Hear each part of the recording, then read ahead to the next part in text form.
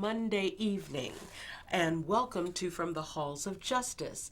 On the show this evening, we have the fabulous David P. Rudich, and it is an honor to have you in the studio. We are on local channel 36 in West Hollywood, and it's where the stars shine brighter than anywhere else. And having you here with me tonight makes it extra special. I know tomorrow is your birthday, and you're so humble and fabulous for being here with me. You are one of the attorneys that Marvin Gaye III is your client, and we had all over the news about what was going on with his father's music and Pharrell. So I am honored to have you in the studio with me tonight. You're very kind. Thank you. So, oh my God. There, sorry about that. They're already calling. I understand, Mr. Rudich, that you are an attorney, a businessman, and an inventor. So, tell me about that. Well, I've been an attorney for a bit over 45 years, and I've practiced business law, a great deal of entertainment law. I've represented recording artists, songwriters, record producers, actors, actresses, directors, writers, production companies, and I've done many real estate deals, represented business people. I represent a number of medical practices and understand that area of the law rather well, quite well. And I've done many other things. And yes, I've invented a few things. So, you said you've been an attorney for how long? 45 years. 45 years. You know what? And I wish I should have thought of it to bring the photo of you. You are a handsome, striking man. When I first met you, you know, your face really stood out in your eyes. And a photograph of you that I saw in your office, people used to say that you look a lot like Elvis. And you had the dark hair and the eyes, and so I don't have dark hair. I never really thought I looked like Elvis or anyone else that I could think of. You're very kind. It's a flattering thought. Well, okay, for 45 years, so what do you specialize in? Well, I'm an entertainment attorney, and I've done a tremendous amount of that, and general business transactions, complex ones. And also I've represented other attorneys around Los Angeles and performed legal services for them when they've needed it. I do a tremendous amount of real estate work and litigation. Okay. Out of all of it, what's your favorite? My favorite is not having to be compartmentalized in too small a box and be able to do all of those things. And having done it for more than 45 years, I've developed expertise in those areas that I deal with. All right. So you indicate that you are an inventor. Yes. Tell us about that. Can you tell us some of the things that you've invented? Well, it's an odd assortment. I've invented a firearm sighting device that takes the place of scopes that are mounted on rifles, that automatically, instantaneously, virtually instantaneously, and virtually perfectly corrects for the variables that affect where the projectile winds up going, as distinguished from where it was aimed, where the reticle or crosshairs were situated when the bullet was discharged. And I have recently invented a means and method and technology for avoiding having pilots or co-pilots lock these impregnable cabin doors and commit suicide crashing an airline or a plane, airliner I should say, or a plane, and yet at the same time not making it possible for terrorists or others who should not get into the cockpit from getting into the cockpit. So I've done that. That's amazing. How did you come up with that? Thinking about it. Just thinking about it. Okay. It's truly amazing. So do you have it patented? I have 3 patent applications that have been filed. Okay. Oh my God. So at this point in your life, what are your interests and your pursuits in your practice, your law development, your inventions? Well, my law practice interests me helping people, representing people that I like, which hasn't always been easy in the entertainment industry, but it's gratifying. Mm-hmm. And in terms of my inventions, it's gratifying and rewarding having them come to fruition. And I like riding a bicycle. I do that a lot, avidly. And I'm interested in some... What kind of bike do you ride? Well, I have a number of different bikes. I'm thinking of getting a new one. It's my birthday tomorrow, so Okay. I'm thinking of getting a Villiers. But I haven't quite pulled the trigger on getting the bike yet. Okay. All right. How many miles do you normally ride? About 150 to 200 miles a week. Really? Mm-hmm. Awesome. And which birthday is this for you tomorrow? 73. And you're riding 150 miles. Wow. Happy birthday. Thank you. That's amazing. So, what would you say would be one of the most interesting cases you've ever had?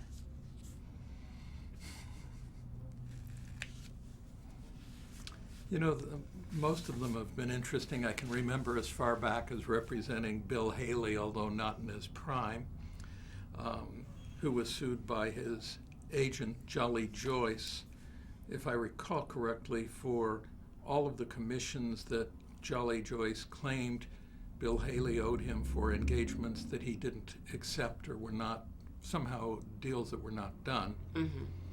And Bill somehow allowed Jolly Joyce to win by default, and we had to go to the Court of Appeal twice, ultimately, to set aside that judgment against Bill and then turn the matter around. And that was gratifying. I liked him a lot. Mm-hmm. I liked his wife a lot. Mm-hmm. The most recent one with the Gaye family litigating with Robin Thicke and Pharrell Williams and T.I. with respect to the copyright infringement related to Blurred Lines and Got to Give It Up is interesting. I'm looking at one for Benny Mardones and his co-songwriter for a song that he did that I loved from the years gone by, Into the Night, and a composition now that has had a lot of success. Oh, that's a beautiful song. Yeah. And Kinky Boots. I think the melodic hook is way too close, assertedly written by Cyndi Lauper. So we're looking at that one, and but there have been many over the years, and I've enjoyed most of them. So, in your opinion, and you have experience, and now you're an expert, if someone were to look for an entertainment lawyer, or if they were to look for someone of your expertise, what would they do? How would they go about it? What should they be looking at? Well, of course, the first thing would be finding somebody that's in their geographic area. I have represented people that are not in my area. Benny Mardones is. Marvin Gaye is, but I've represented people that live on the other side. I'm doing deals for David Winters still, who was one of my clients 40-odd years ago, and doesn't live within a few thousand miles of me. But for the most part, it's handy if people find somebody in their geographic area. I would think that they'd want to find somebody that feels right to them, has the right areas of expertise, and then they should talk to people they know and get recommendations. I agree. I don't know if I don't think if you're the right fit, I don't care what area you're in. I just want to see you if you're the right one. So, Price is also an issue, of course. hmm There tends to be somewhat of a price-quality relationship, but it's not absolute. And some people can afford an attorney at one rate, and perhaps others can afford attorneys that charge other rates. so do you do any cases on contingency? Yes, the litigation, if I believe in the case and if it's suitable, Mm-hmm. can be on a contingent basis. Of course, if one is handling the defense, it can't be. Mm-hmm. If it's a kind of business dispute where there's likely or there's a distinct possibility of a settlement on non-financial terms, then it makes no sense to handle it on a contingent basis. But I handle matters on a contingent basis. And then I represent people in transactional matters, sometimes on an hourly basis and sometimes on a percentage basis. Okay. All right. Now, the who is the firearm sighting device invention intended to help? Well, I suppose it's intended to help armies or shooters that are on the side of the firearm that are operating the firearm, not the people on the other end. I don't like the idea that it might be used by hunters because it enables the operator of the firearm to hit targets at very long distances, 1,600 meters, and it corrects for all of the variables such as wind, not just at the point of the firearm, but all along the flight path of the projectile. It also corrects for ambient barometric pressure, humidity, ambient heat, barrel heat, the type of ammunition used, the type of firearm used, variations in the fabrication of the firearm as it comes off of the manufacturing line, and many other variables, every other variable. So it's principally, I would think, for military use, although it could be used for hunters, which I don't feel too comfortable with. I worry that I might feel a little bit like Alfred Nobel, who felt guilty about developing dynamite because it was used to make bombs and he didn't intend that. And he wound up donating most of his income to creating the Nobel Prize to somewhat atone for what he had done. But as I told you earlier, I am concerned about overpopulation of human beings on this planet. And it's a gruesome thought, but it may contribute to the control of the human population, although that's not really what's intended. No, that's not what's intended at all. So, it was interesting to me though when you noted that it could be a safety mechanism or device to help pilots. You know. That's a different invention. That invention is intended to help anyone who was locked out of the cabin door. Okay.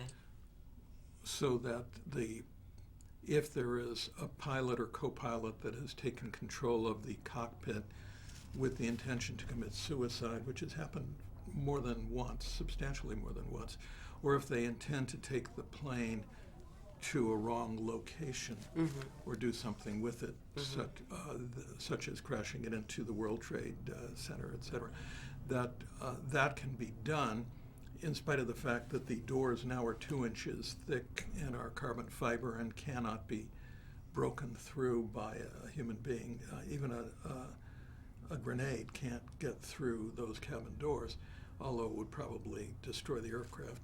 A grenade probably would, but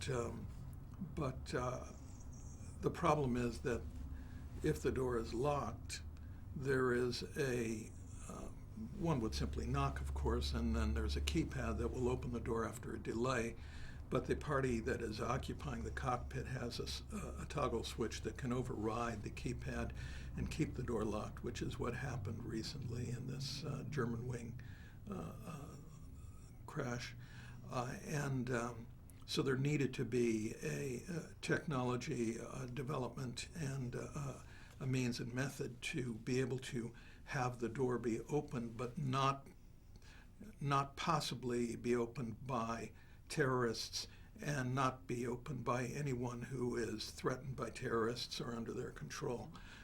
So that was a little bit complex, but I worked that out. So what was your first legal job and where was it? My first legal job was working, well, in law school I worked with Mel Nimmer, who I loved, who was my copyright professor at UCLA and also my contracts professor. And we were involved with a lawsuit against the city of Palm Springs in conjunction with Abraham Lincoln Weirin, who was an attorney for the American Civil Liberties Union. Okay. But my formal job, my first one, was at Shearer Fields, Roner and Shearer. Bertram Fields is still practicing. He's at Greenberg Lesker Fields, Clayman and Mocktinger. Jake Shearer is no longer with us. Richard Kaplan joined me, and sadly he's no longer with us. But that was a long time ago. It was a great firm, and a lot of interesting things went on there. So I think you told us a little bit about this. I'd like to know what was either the worst case that you had or the strangest?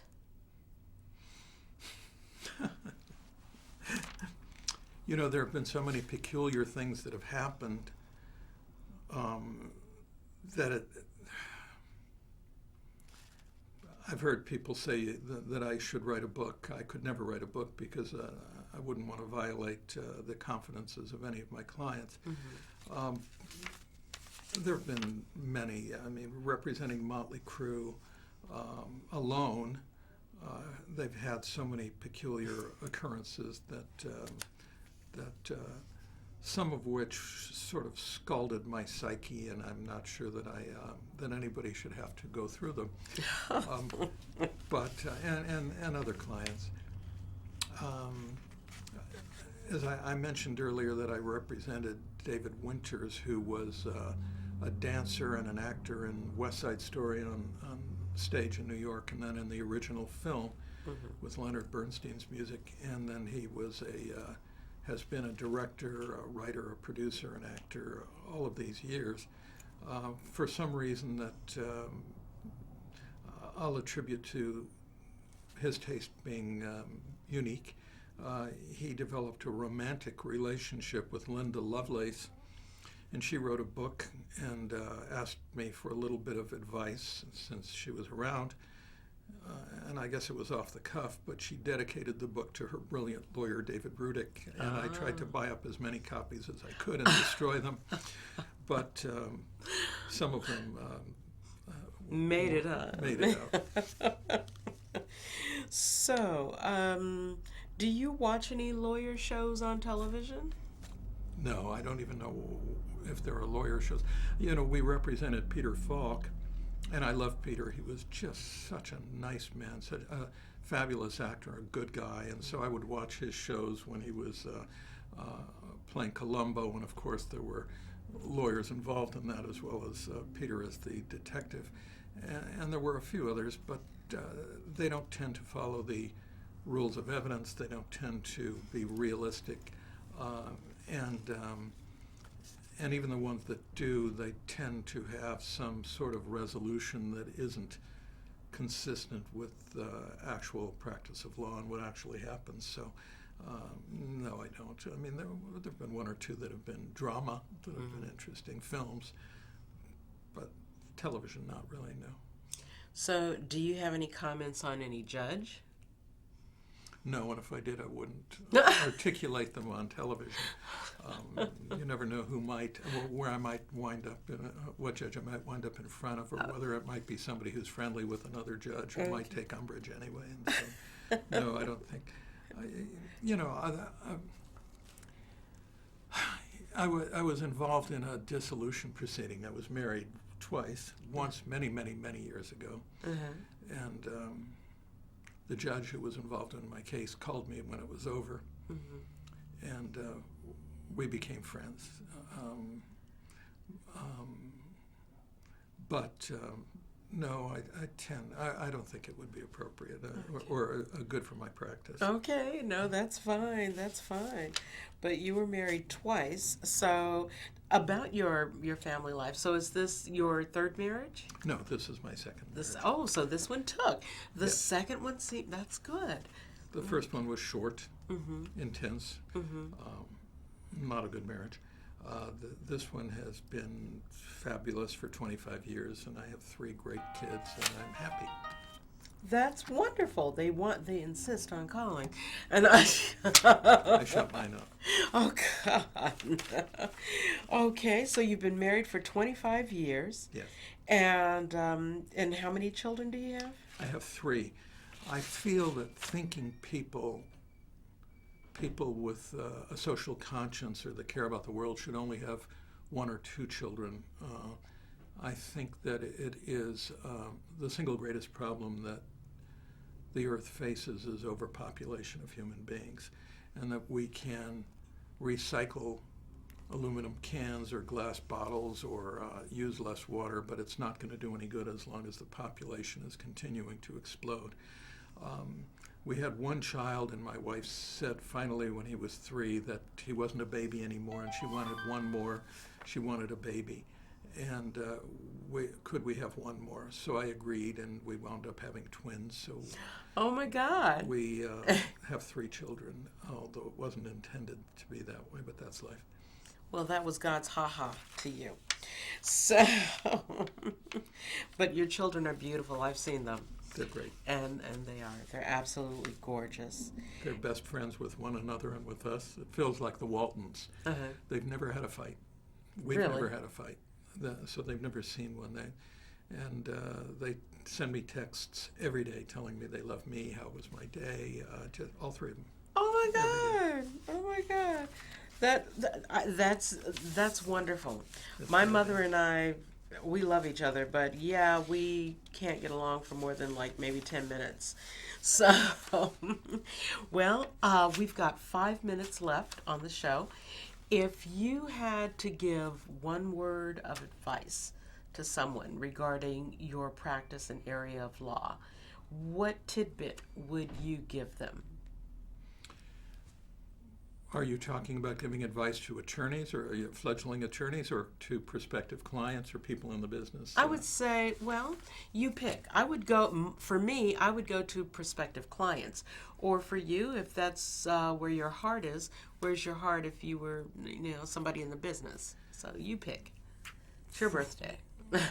Many real estate developers that I have represented or represent now are fairly sophisticated, but nonetheless the law is very complex, and so they need a lawyer. Many of the doctors and medical practices I represent know a bit about practicing medicine, a lot about practicing medicine, but very few of them know enough about the complexities of the law that relates. In the entertainment business, most people don't really know the law particularly well, but for all of them, I would suggest that there is no such thing as a little contract. A contract is like being pregnant. It's either legally binding or it isn't. Okay. There's no such thing as a letter of intent. Those are just an invitation for a lawsuit. Okay. If you have an offer and an acceptance to do a legal act between 2 or more legally competent parties, freely given, you have a legal agreement for valuable consideration. You have a binding contract. It can be oral, it can be in writing, it can even be implied, and we don't understand, most of us don't, that we make implied in fact contracts all of the time, and they're legally binding. So one should be careful. But it's harder if it's not in writing. It can be harder to prove, but an oral agreement is just as binding if it doesn't run into what's called the statute of frauds. It's just as binding as a written agreement. An implied in fact contract is binding, and we make them almost every day. You walk into a restaurant, you sit down, you order some food, they bring it, you eat the food. You cannot get up and walk out and say, wait a minute, show me where I agreed to pay for this food. Because your conduct creates an implied in fact contract, and that is a legally binding agreement. And we make implied in fact contracts in other contexts a lot. And so my clients, That's a good point. my clients don't have problems if they come to me before they make an agreement. But if they use the word just, well, it was just a little agreement. It was just a test agreement. It was just a this. That's where they can have a problem that can last for years. Wow. And of course, if they get into a dispute about who owns the intellectual property rights in terms such as Robin Thicke and Pharrell and T.I. With the Gaye children, or in other contexts, film contexts or television, those things can be complex disputes. And so if they have a bit of guidance first, a lot of things can be avoided or ameliorated very nicely. Wow. That's amazing. I really appreciate that, because I like the implied contract. Yeah. Next time you go to implied in fact contract. That is amazing. Well, and once again, tomorrow is your birthday. We've got 1 minute, 56 seconds. And I thank you for coming by the studio to make time for us here on local Channel 36 in West Hollywood. And you're located right on the Sunset Strip on Sunset Boulevard. I've been there for a full 46 years, 45 years. That means you're pretty good. Perseverant. Well, once again, time is a prover of all things. And I thank you so much for coming by. I know you've got things to do, but this is from the Halls of Justice, and you've honored us with your presence. You're so kind. And, Flattering. And I'm sure that all of your clients are very, very happy to have you, keep you, and will retain you for a very, very long time. So far, so good. Yeah, they're kind of wise. They're kind of smart. Well, thank you for joining us. You classed up the show, and join us You're again. So sweet. Thank you very much. And join us, tune in next week from the Halls of Justice, where you never know who's going to be in the studio. It could be David Rudich. Rudich. Yes. Okay. It sounds like a K at the end, but It's pronounced as if it's a K, but it's spelled R-U-D-I-C-H. I know the ICH part, so Yes. Khorovsky is kind of hard too.